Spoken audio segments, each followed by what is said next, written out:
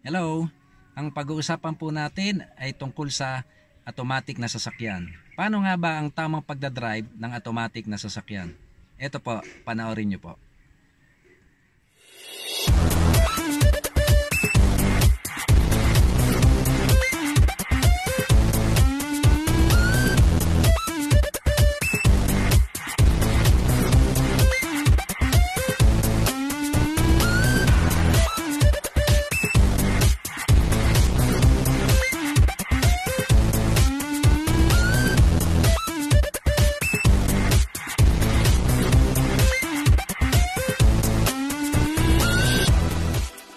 Ang automatic na sasakyan po, eri po yung sa shifter niya, ito po yung mga nakalagay. Ito po yung letter P, ang ibig sabihin niyan ay park. Ito po naman pong letter R ay reverse. At itong N, neutral. Then itong letter D, drive or fourth gear. Then 3 is third gear. Then 2 is second gear. And 1 is first gear. Merong mga transmission na diretso lang yan at wala nang number 3. Diretso. So pero dahil nga itong gamit kong sasakyan, pag-uusapan natin ito, yung tamang paggamit. Bago natin pa-startin ang sasakyan, sure natin na ito ay nakalagay sa P. Kasi pag naan dito, naiwanan nyo, naka-reverse, kahit anong susi nyo, hindi siya mag-i-start. I-try natin ha. So ito yung susi. Nalagay natin. Ayun. Nalagay natin. Ayan. So 1, 2, 3. Ayaw oh. Diba? Dapat yan may click man lang. Oh. So hugutin natin. So ayan. Kahit saan dyan. Ito neutral. Pag nasa neutral siya, i-start yan. Try natin ha. 1, 2, 3. May start, di ba? May start siya. Ayun, may start. So, ayan. So, pwede rin siya sa neutral. Basta naka-handbrake ka lamang. So, ayan ha. Tanggalin natin ang susi ulit ha. Tanggalin natin ang susi. Yun. So, ayan ha. So, pero dyan lang sa dalawang siya pwede umi-start. So, sa drive, try natin din ha.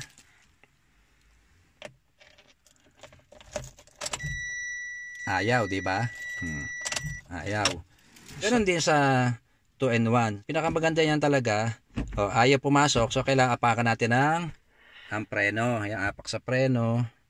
So, ay pumasok. Apakan natin ang preno. Ayan. So, ayan. So, pag tayo ay nasa park na, then, susi natin. Ayan. Ang tamang pagsusi, ganito ha. Hindi dire-diretso. 1, 2, and 3. Konti pitek. Start, bitaw. So, yun ang tama. Una, nagagawin natin, pag umi-start na ang sasakyan, so siguraduhin naka-handbrake tayo. Ito, naka-handbrake. Then, aircon, dahil mainit. So, yan. Bago nating ilagay sa 1 or 2 ang ating aircon, medyo painitin lang natin ang bahagya para ang makina, para mag-circulate yung langis. Lalo na kung ang ating sasakyan ay matagal na hindi nagamit. Maaring masira ang ating makina pag nasanay sa ganung pamamaraan na pagka sakay ng kotse, start ka agad, aircon ka agad, takbo ka agad, na lalo't matagal mong hindi nagamit yung sasakyan mo.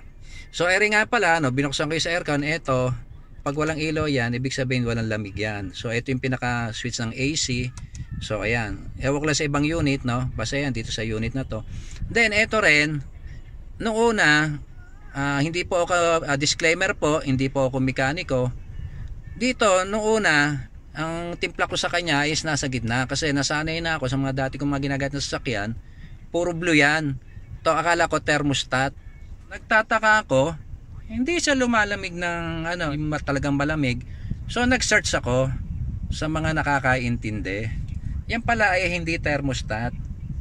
May tawag diyan, hindi ko na lang matandaan kasi nga hindi naman ako mekaniko. Basta ang natandaan ko lang, basta itong blue, itong knob nito, ilalagay mo sagad doon hanggang dulo. So ito pala heater. Once na yan na inilagay mo dito, nagkakaroon ng bukas, kumbaga sana meron siyang divider. O pag yan na inilagay mo dun sa gitna, nagkakaroon ng chance na makapasok yung init. So kaya pala hindi makalamig. So buot ng yan sagad sa ganyan, ay maganda nang lumamig itong sasakyan na to. At kung ikaw naman sobrang lamig na, ito naman may 1, 2, 3 pagka mainit, andyan siya. O pag nalalamigan ka na, ilagay mo lang siya sa 1. Or either yung mga louver niyan, ayan, pwede mong yan lang ang buksan mo. Itong sa driver side, pwede mong patayin yan. O dito mo idako sa kabila. At ere din, pwede mong isara to, ayan. Para hindi ka malamigan. So kaya mo lang yung isang nakabukas. Or either patay mo na muna ang aircon. Tapos ito, bakit ang automatic ay malakas sa gas at the same time malakas sa preno? Ito, hindi mang masasabi na makakatipid ng gusto, pero kahit papaano makakatulong. Pagka ikaw ay nag full stop, huwag mong sanayin ng yung cambio o shifter na lagi nakalagay dito sa drive. Pagka nag full stop ka, kunyari ayan, nasa drive ka, drive, ayan, titigil ka, lagay mo sa neutral, then handbrake, ayan. So ibig sabihin, hindi lalaban ang preno. Hindi lalaban, hindi siya tatakbo. Ayan, kahit hindi mo apakan, Hindi katulad ng naka-drive. Ayan, lumalaban siya, obligado mo ng preno. Ayan, umuusod, lumalaban. So, ayan, neutral. Bitaw, wala na, naka-relax na yung makina at yung buga ng gas hindi ganun kalakas. Kahit tanggalin mo nga handbrake niya, hindi rin tumatakbo kahit wala yung handbrake. Pero pag yan na i-dinerive mo, hindi pwede. Kahit naka-handbrake ka, lalaban yan. Lalaban. Yan ang kahalagahan ng neutral. Kaya inilagay yun dyan para sanayin natin ang sarili natin. Nagada titigil tayo, ay neutral natin. Lalo na titigil tayo ng mga ilang minuto din, 30 seconds o 1 minuto, neutral mo. Dahil pag inakala mo sobrang tagal ng tigil, apaka mo ang preno, lagay mo na sa park, then handbrake ulit. Ito kasi meron tong 3 o third gear, dito nga siya, apak ang preno, apat ang brake, dito siya, yan ang tersera. So ayan, paano ba nagagamit yan? Ako, ginagamit ko yan. Pero kalimitan, tayo ay nakadrive na. Dito na tayo. Dito. Ito nga, may 3. Doon yan 3. So, 2 and 1. Ako, ginagamit ko lang yan pag gusto kong umovertake at ayaw kong mabitin. Kasi iba yung, parang lang yun, manual transmission. Iba, nanggagaling pa tayo sa primera o yung first gear, then second gear, then third gear. Kailangan ma-meet mo muna yung tulin o yung speed. 'Di ba? Katulad niyan. Ayan. Meron naman nakalagay diyan 20, 40, 80. Sa kalimitan kasi pag ikaw ay nasa tercera, dapat takbo mo mga 60 na, 80, then fourth gear ka na. Yan nangyari sa atin, naka-drive, kaya ang bagal ng niyan. So galit na to. Ayan, yung ating RPM. So maghihintay tayo na magkusa siyang mag-shift dahil automatic nga, 'di ba? Pag tayo nasa long drive, freeway, libre, tapos may overtakean ka, medyo mabibiting ka. Let's say kunyari trailer, o overtakean mo, parang nag-aalangan ka. Hayaan mo lang nakaapak ka sa silinyador o sa gas, saka mo ilipat nandito ka sa drive ayan, kung ikaw ay tumatakbo na, nakasilinyador ka, huwag mo bibitawan ng gas, ilipat mo sa 3. Pag nahirapan, 2, okay lang yan. So pag medyo naging normal na, naka-overtake ka na, lagay mo sa 3. Then pag maganda na yung takbo mo, smooth na, lagay mo na sa drive. Diba? So ibig sabihin, may gamit.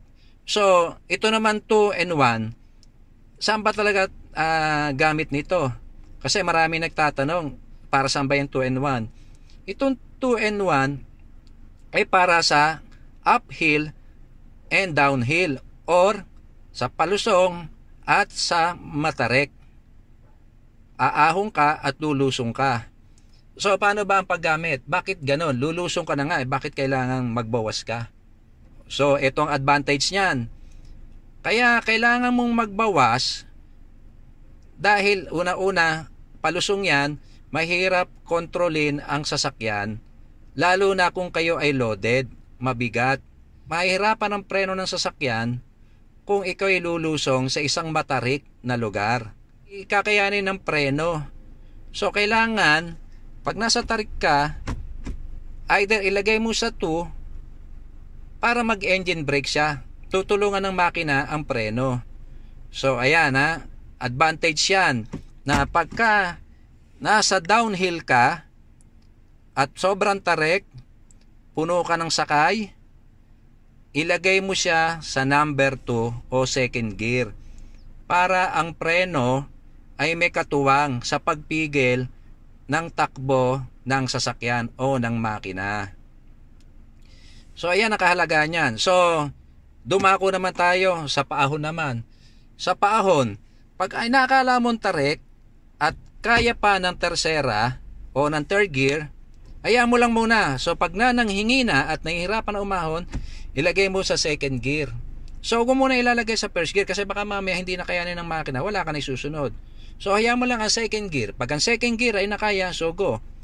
Pag ang second gear ay nahihirapan na rin at talagang mabibitin na, saka mo ilagay ng first gear. Sa tingin ko ito hindi ka nabibitin, lalo't kotse. So ayan ang tamang paggamit niyan ha. So pag titigil ka ng talaga, full stop, bababa ka na sa sasakyan, then handbrake, then ang tamang pagpatay ng makina ay ganire. Patay muna natin ang aircon. Patay muna ang aircon, then ang tamang pagpatay nito. So ayan, dalawa. Then pag hinugot mo yan, sabay pihin itong manibela para mag-lock yung manibela, parang anti-dep. Yan ang advantage niya na. Kasi pag tinahugot mo na, hindi mo na mailalak tong manibela. So let's say, kanyari ito ay naka-start ha. So papatayin itong susi. So pag mahugot, gano'n mo na kagad. Ayun, nakalak na yung ganyan. Ayan, nakalak na. So ayan, nakalak na siya. So hindi mo siya masususi kagad, ganyan kung nakalak ang manibela. Hindi mo may gagalaw to hindi may gagalaw. So kailangan to pipihitin mo muna, lalaro-laruin mo, saka mo igaganto to. Yun. Okay na siya. Saka mo i-start. Ayun siya, okay na. Minsan hindi alam niya bakit daw manibela hindi maisusi. Ito ituro ko na rin sa inyo kung ano yung mga function, lalo dito sa ating steering wheel. May mga switch yan na nakalagay. Sa dashboard may mga indicator light yan o sign na yan natin makikita natin yan pagpatay makina. Pag sinusi mo yan, ayun, naglalabasan yung mga indicator. Pag yan ay lumabas ng nakatakbo ang makina, so ibig sabihin, katulad ng isa, yung ayun, ibig sabihin tatakbo ka na naka handbrake ka. So pag ibinaba mo tong handbrake, tingnan mamawala yan. Ayun, para sa handbrake yan. So handbrake mo ulit. So ayun. Tapos ito naman, ito yung headlight. Pag pinihit mo to ng counterclockwise, isa, yan yung park light. And pag pinihit mo pa counterclockwise ulit ng isa pa, so yan yung headlight na. Naka-headlight ka na, naka-dim. So gusto mong i-bright, yan, pag i-bright mo yan, wala pa yung indicator na naka-bright siya. So pag yan ay ipinus mo ng isang pa-forward, ayun. So ayun, umilaw na. So ayun, yung sign ng bright. Pagka ibinalik mo siya, mawawala yung ilaw na blue. Ayun, so ayan. Tapos paano ba ang paggamit ng pass light? Minsan busina ginagamit pag nagmamadali ka. Ang pass light, kung ikaw ay overtake, o gusto mo umuna sa kanya, kakaliwa ka or either kakanan ka, so ito, i-click mo lang ng isa to. Ayan, makikita nyo yung indicator ha. Saan ba natin maano? Ayan, i-click mo lang na isa to. Ito, ayan ha, ito. I-click mo lang na isa, makikita mo, iilaw doon. Mag-iilaw yun doon ha. Yun. Ibig sabihin, gusto mong mag-pass, humihingi ka ng sumesenyas ka sa kanya na kakaliwa ka or either kakanan ka. Yan yun. So pagka ikaw naman ay may tatawid, pag may mga tatawid naman, siyempre itong busina. Naman, busina naman. So yan ang gamit niyan. Ayan. So ito pa, pag ikaw ay lelep, kakaliwa ka, so ito ibababa mo lang. Makikita mo rin doon sa indicator na ikaw ay pakaliwa. Ayun, kakaliwa ka. Then pag ito naman iniligay mo sa gitna, mamamatay siya. Then pag itinaas mo naman siya, yung right signal light naman ang iilaw. So ayun. Ayan ha. Ang pass light, ihilahin mo lang ng isa to. Yun. Diba? Umiilaw siya. Yun o. Ihilahin mo lang ng isa. So ito naman ay iba. Hindi ko alam kung saan nakalagay yung ano. Ito yung hazard. Pag titigil ka. Ito importante pag nakatigil ka ha. Yun. So patay na. So ano pa ba? So ere naman, hindi naman ganong pinaggagalaw to. Ayan, hindi naman ganong pinaggagalaw. Ayan, yung sign na yan. Ibig sabihin, ayan, kaya nandito yan, nagsisirculate lang yung hangin sa loob ng sasakyan. Ere naman, nanggagaling sa labas. Kung lalagay mo ito dito, papasok yung hangin galing sa labas. So hindi pinaggagalaw yan. Kasi mamaya may mabaho, di ba, papasok. So ilan naman ang mga importante. Ito, ibaba ang design nito. Ito, sa ano to, power window, driver, then sa likod, ayan, dalawang sa likod, ayan. So ayan, very common na yan, no? Mga importante lang naman, ito nga pala, dito sa kabila, ito naman ang wiper. Pag ikinilik mo to ng isa, lalabas yung tubig, tapos magwa-wipe. Ito nga pala, isang advice sa mga may mga sasakyan na medyo luma na o ano na yung model niya. Sa tamang paggamit ng sasakyan, bago ka tumakbo, lalo't malayo ang biyahe mo at may kalumaan ng sasakyan mo, una, buksan mo yung hood, silipin mo yung langis sa pamamagitan ng dipstick, silipin mo yung, buksan mo yung radiator mo kung puno ng tubig. So then yung apat na gulong, tignan mo kung tama yung hangin ng apat na gulong. Kung 31 or 32 yung hangin niya, kung pare-pare siya, okay. So pagpasok mo naman ng sasakyan, i-check mo una-una, pag susi mo ay ang preno, i-drag-drag mo lang muna yung sasakyan, tignan mo kung okay yung preno. Dahil nga, ang biyahe mo ay malayo. So ayan yung mga importante. At syempre, pag sakay ng sasakyan, ugaliing mag-seatbelt.